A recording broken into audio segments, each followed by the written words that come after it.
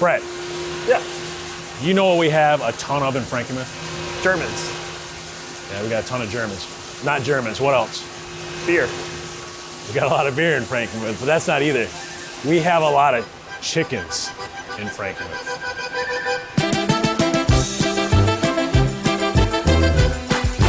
That's not very good, man. Let's go. When I was, are you filming? He's filming, yeah.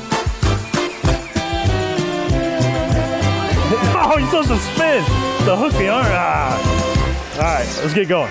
All right, everybody, here's your quick tip of the day. Egg crates. Our Swiss lathes can make a ton of parts really quickly. And a lot of times you'll just see a big Tupperware bucket full of parts.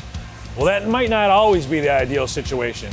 In certain situations, we'll want to know counts really quickly, or we'll want to know what order the parts came off the machine.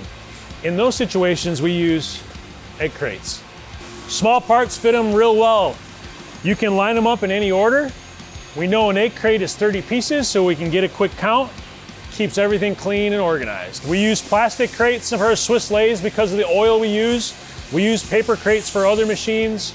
We can ship parts in them. We can count parts in them. All in all, they're inexpensive and highly versatile. If you haven't tried egg crates in your shop, you may want to check it out.